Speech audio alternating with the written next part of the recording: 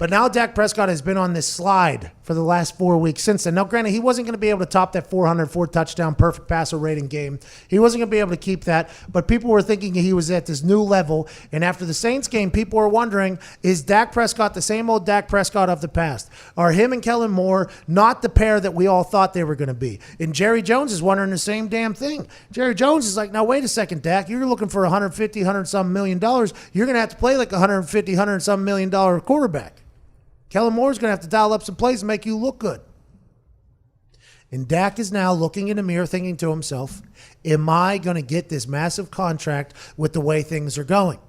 Nobody knows. Everybody on TV, the talking heads on television that we were watching this morning, a lot of people were saying, same old Dak. Dak's back to Dak. It always, people say the cream rises to the top and water finds its level. Everything kind of comes back to what it is. You are who we thought you were. That's what everybody on TV is saying. Dak Prescott saying, don't give up on me yet.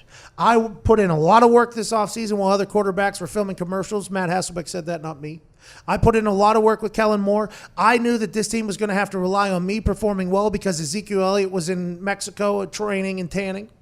I knew that I was going to have to be great early, and I'll still get back to that point. But if he doesn't, you can't help but wonder if Dak Prescott literally let $100-and-some million slip right out of his hands. And this goes back to your point that you make all the time. Do you pay someone who is good, not great, $30 million when you could risk taking a rookie quarterback with all the other pieces that are on that Cowboys team? Here's something interesting, too. Jerry Jones has been paying a lot of money to a lot of people.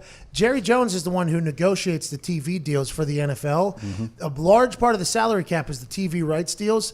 Jerry has been backloading a lot of these deals because the new salary cap is on its way, the new CBA is on its way, the new TV rights deal is on the way.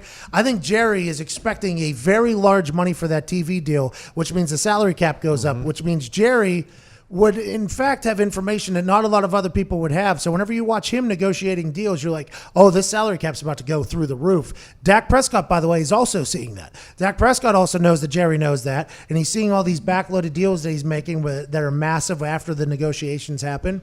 So I think they know that there's a lot of money coming. But do you spend a lot of money on a quarterback that you don't know if he's going to be able to win a game by himself? Not that a lot of quarterbacks can. There's only a couple in the history of the game that could do that. Or do you know that this is Ezekiel Elliott's team? You know that it's a good defense. You know that it has a good offensive line. You let another rookie quarterback come in and see if he can figure it out and build up the team around him, a la the Seattle Seahawks when they had the Legion of Boom, a la the Los Angeles Rams whenever Jared Goff was on his rookie contract and they were built up a magical team around them. I think that might be the new blueprint for teams to be successful. The Kansas City Chiefs right now are doing it with Patrick Mahomes on a rookie contract, even though they're saying they're going to give him $200 million, so that entire team is going to look different. But if they can find people like Hardman and DeRobinson that can run 4.2s, I mean, it's going to be hard to stop them forever, no matter how much they pay whoever. But it is an interesting concept for Jerry Jones. That's going to be a big decision for him to make. He loves Dak. Dallas loves Dak. The Cowboys love Dak. Dak looked incredible early. Kellen Moore's offense looked magical. The Dallas Cowboys have been preparing for a Kellen Moore offense for a long time.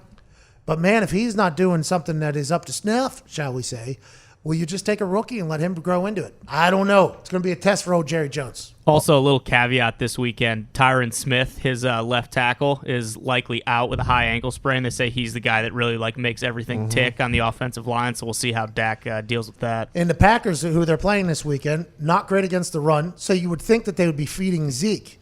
But if you're missing an offensive lineman, now you got to figure that out.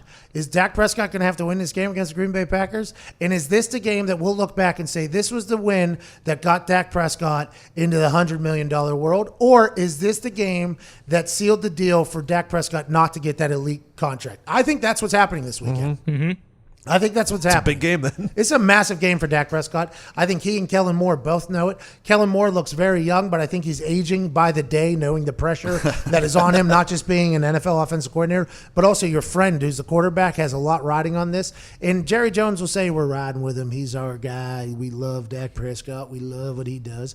But Jerry Jones is also not offering him an extension just yet. He's going to let him see how he plays out, see how it all works, all the work in the offseason, see how it plays, and then he'll offer him a deal. I'm excited to see what happens with the Dallas Cowboys, America's team, the team that's forced down our throat every single day by shows like this and every other show. And it's finally a time to be good, though, because the Dallas Cowboys team is good. This is a good football team for the first time in a long time.